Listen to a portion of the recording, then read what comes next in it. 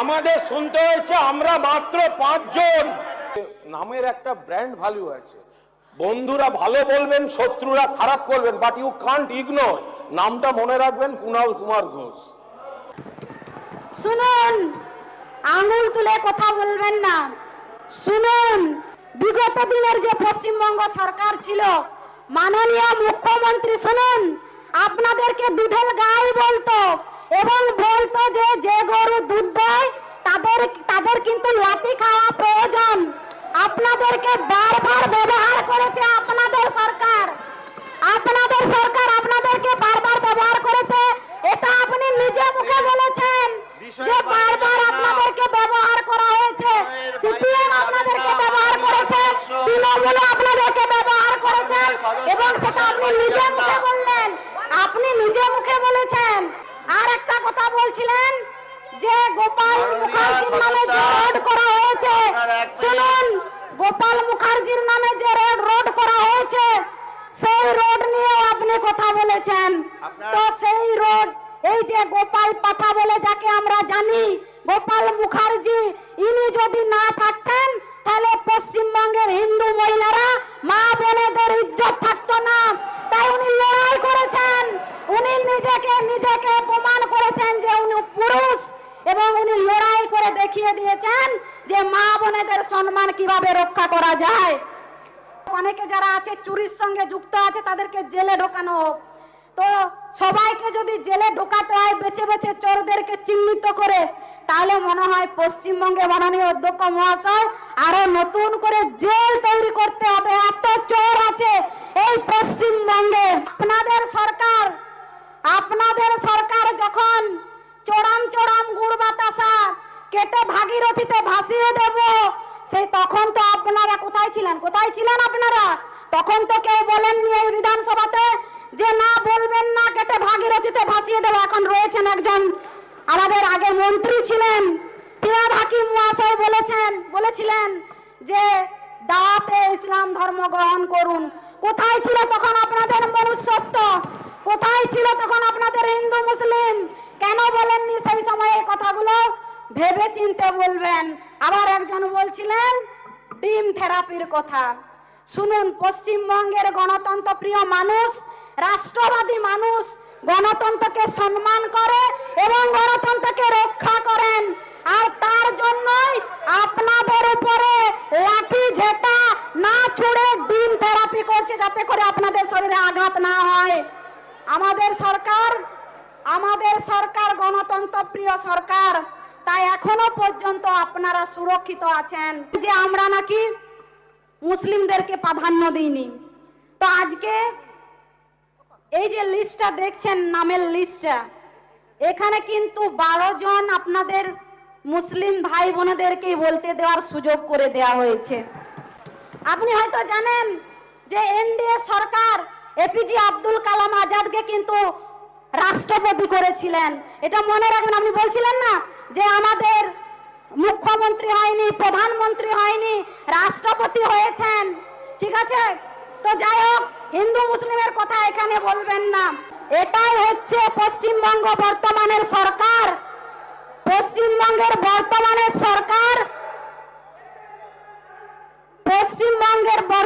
সরকার হিন্দু মুসলিম করে না। তাই বারবার সবকা সাথ, সবকা বিকাশ, সবকা বিশ্বাসের কথা বলেন এই সরকার। মাননীয় সদস্য শ্রীমতী চন্দনা বাউরি। ধন্যবাদ স্যার, এই মহতি সদনে আমাকে রাজ্যপালের ভাষণের উপরে আমাকে বলতে দেওয়ার জন্য।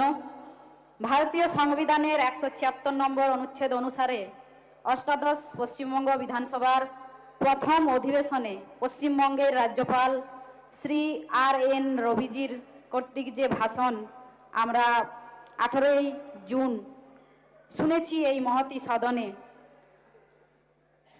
তো ওনাকে প্রথমেই ধন্যবাদ প্রণাম জানাবো। উনি আমাদের পশ্চিমবঙ্গের না হয়েও পশ্চিমবঙ্গের যে আত্মমর্যাদা, গণতন্ত্র, সংস্কৃতি নিয়ে যে ভাষণ উনি দিয়েছেন, ওনার অন্তর আত্মাকে আমি প্রণাম জানাবো। যেভাবে উনি পশ্চিমবঙ্গের মানুষের জন্য, পশ্চিমবঙ্গের মানুষের ভালোর জন্য গণতন্ত্র রক্ষার জন্য যে কথাগুলি বলেছেন, এখানে বর্তমানে যে অনেক শাসক দলের যারা বিগত দিনে যারা শাসক দলে ছিলেন তারা বসে রয়েছেন, তারাও কিন্তু এই কথাগুলো বলেননি। তো যাই হোক, এখানে 10 বারের এমএলএ আছেন শোভনদেব চট্টোপাধ্যায়। ওনাকে আমি যেদিন আমাদের স্পিকার নির্বাচন হয়েছিলেন সেদিন আমি বলেছিলাম যে উনি ডেপুটি স্পিকার। তো যাই হোক, ওনাকে আমি সম্মানেই দিয়েছিলাম, স্পিকারের সম্মান দিয়েছিলাম। তো বর্তমানে উনি এখন বিরোধী দলনেতা। আপনি যখন থেকে রাজনীতি করছেন আমার তখন জন্ম হয়নি, তো রাজনীতি সম্বন্ধে অভিজ্ঞতাও কম। তো আপনারা যেভাবে 15 বছর সরকারটা চালিয়েছেন তাতে করে পশ্চিমবঙ্গের মানুষ অতিষ্ঠ হয়ে গেছিল।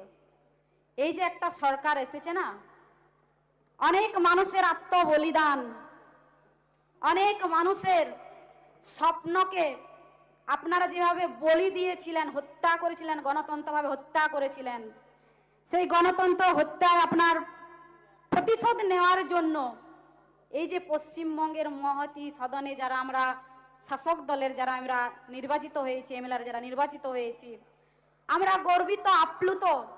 একমাত্র রাষ্ট্রবাদী মানুষেরাই এই সরকারকে এনেছেন, আমাদেরকে আশীর্বাদ করেছেন।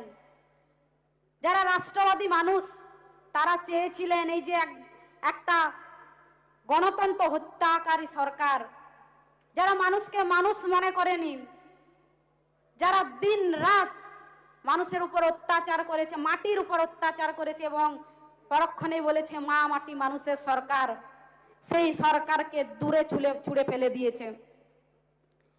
মাননীয় অধ্যক্ষ মহোদয়, গত 150 দশক ধরে এই প্রথমবার রাজ্যের মানুষ আমাদেরকে একটা রাষ্ট্রবাদী সরকারকে আশীর্বাদ করেছেন।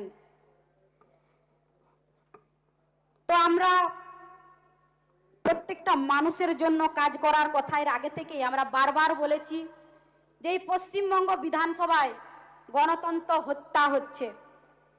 তো আমরা প্রথম থেকেই বলে আসছি যে আমরা মানুষের হয়ে কাজ করব, গণতন্ত্র রক্ষা করব। তাই এই পশ্চিমবঙ্গ কিন্তু এমনি এমনি আমরা পাইনি। এই পশ্চিমবঙ্গ শ্যামাপ্রসাদ মুখার্জির আত্মবলিদানের মধ্য দিয়ে আমরা এই পশ্চিমবঙ্গ পেয়েছি। এই শ্যামাপ্রসাদ মুখার্জি যদি না থাকতেন তাহলে আমরা এই পশ্চিমবঙ্গের এই যে সদন, এই সদনে আমরা বসে থাকতে পারতাম না।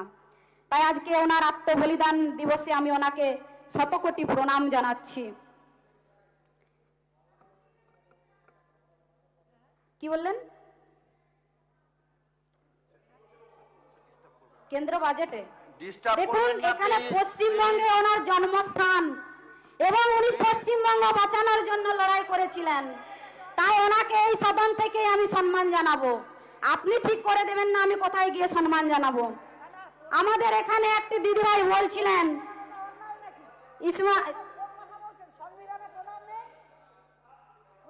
বলছিলেন যে আমরা নাকি মুসলিমদেরকে প্রাধান্য দিইনি। তো আজকে এই যে লিস্টটা দেখছেন, নামের লিস্টটা, এখানে কিন্তু 12 জন আপনাদের মুসলিম ভাই বোনেদেরকেই বলতে দেওয়ার সুযোগ করে দেওয়া হয়েছে। শুনুন, আঙুল তুলে কথা বলবেন না, শুনুন, এটাই হচ্ছে পশ্চিমবঙ্গ বর্তমানের সরকার। পশ্চিমবঙ্গের বর্তমানের সরকার, পশ্চিমবঙ্গের বর্তমানের সরকার হিন্দু মুসলিম করে না।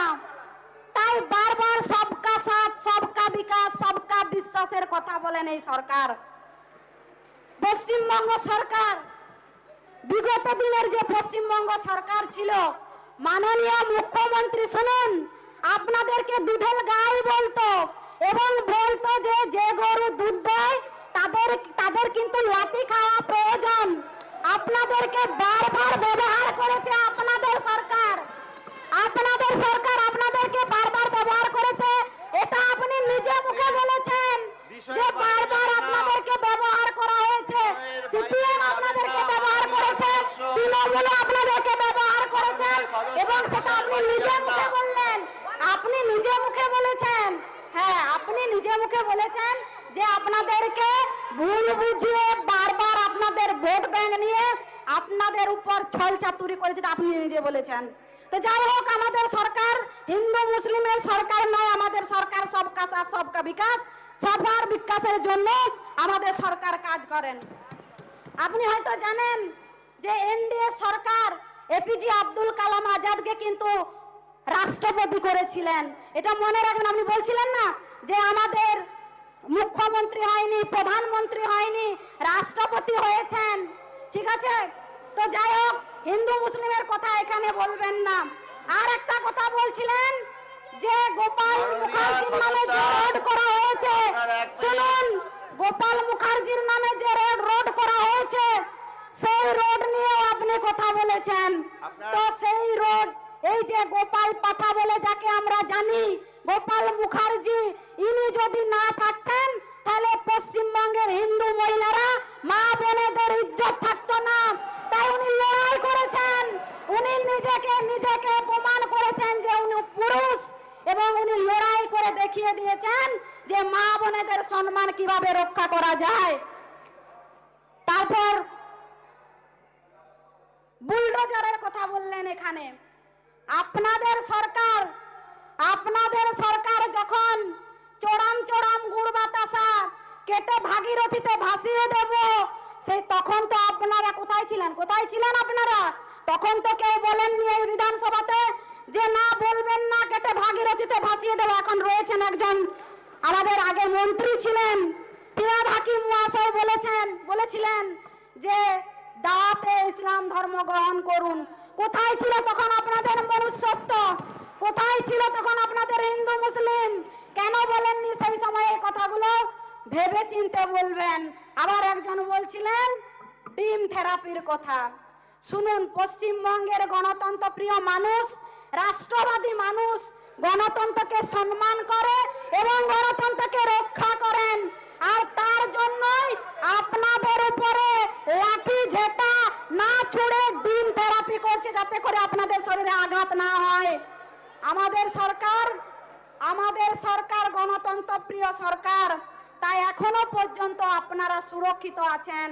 এর আগের দিন আমি বলতাম, মাননীয় অধ্যক্ষ মহাশয়, যদি ভুল কিছু বলে থাকি ক্ষমা করবেন। যেদিন আপনি নির্বাচিত হলেন এবং চেয়ারে বসলেন, সেদিন আমাদের সম্মানীয় মুখ্যমন্ত্রী আমাকে বলতে বারণ করেছিলেন, তাই আমি বলিনি। আজকে বলছি, এই যে আমাদের মা, অভয়ার মাকে দেখছেন না, ইনি বসে আছেন, এমনি বসে নেই চুপ করে, কারণ উনি গণতন্ত্র প্রিয় মানুষ। গণতন্ত্রকে উনি হত্যা করতে চান না, উনি আইন নিজের হাতে তুলে নিতে চান না। তাই উনি আজকে গণতন্ত্রের রাস্তাতে হাঁটছেন এবং ওনার মেয়ের উপর যে অত্যাচার হয়েছে সেই অত্যাচারের প্রতিকার চাইছেন এই গণতন্ত্রের মাধ্যমে। উনি যদি ইচ্ছে করতেন না, আপনাদের উপর চড়াও হতে পারতেন, আপনাদের উপর প্রতিশোধ নিতে পারতেন, কিন্তু উনি নেননি। এটাই হচ্ছে নতুন সরকারের গণতন্ত্রের যে নিয়ম, সেই নিয়ম আপনারা নিশ্চয়ই বুঝতে পাচ্ছেন এবং দেখতে পাচ্ছেন। কি হয়নি এই পশ্চিমবঙ্গে? প্রত্যেকটা মানুষ কেন্দ্র সরকারের প্রত্যেকটি সরকারি প্রকল্প থেকে বঞ্চিত হয়েছে, রাজ্য সরকারের প্রকল্প এবং কেন্দ্র সরকারের প্রকল্প। আজ আবাস যোজনাতে স্বচ্ছতা নিয়ে আসার কথা কেন বলা হয়েছে? আজ আবাস যোজনা স্বচ্ছতার কথা এই জন্যই বলা হয়েছে, যাদের দুতলা দালান তারা বাড়ি পেয়েছে। যারা সংক্ষেপ করছি দাদা, সরি অধ্যক্ষ মহাশয়, কি বলেন, আমাদের যে আবাস যোজনার যে বাড়ি, সেই বাড়িতে অনেক দুর্নীতি হয়েছে আপনি জানেন, এবং পশ্চিমবঙ্গের প্রত্যেকটি মানুষ জানেন যে যারা প্রাপ্যদার তারা পায়নি। তো আমাদের সরকার এখন বর্তমানে, আমরা এখানে সরকারে আছি, আমরা তো চাইবো এর স্বচ্ছতা। যারা ডবল ঘর নিয়েছেন, যারা চুরি করেছেন প্রধানমন্ত্রী আবাস যোজনায়, সেই তাদেরকেও চিহ্নিত করা হবে এবং তাদেরকে শাস্তি দেওয়ারও পরিকল্পনা আমাদের সরকার নিশ্চয়ই করবেন। কিছুক্ষণ আগে একজন বলছিলেন যে তাদেরকে জেলে ঢোকানো হোক, অনেকে যারা আছে চুরির সঙ্গে যুক্ত আছে তাদেরকে জেলে ঢোকানো হোক। তো সবাইকে যদি জেলে ঢোকাতে হয়, বেছে বেছে চোরদেরকে চিহ্নিত করে, তাহলে মনে হয় পশ্চিমবঙ্গে মাননীয় অধ্যক্ষ মহাশয় আরো নতুন করে জেল তৈরি করতে হবে, এত চোর আছে এই পশ্চিমবঙ্গে। তাই আর বেশি বাড়াবো না, আপনি অনেকক্ষণ ধরে বলছেন, সময় পেরিয়ে যাচ্ছে। তাই আমি বলছি যে আমাদের সরকার রাজ্যপালের যে ভাষণ, সেই ভাষণের পরিপ্রেক্ষিতে অনেক বাজেটের মাধ্যমে আছে এবং আমাদের সরকার সেগুলো সুপরিকল্পিতভাবে। মাননীয় সদস্য আনিসুর রহমান। ধন্যবাদ স্যার।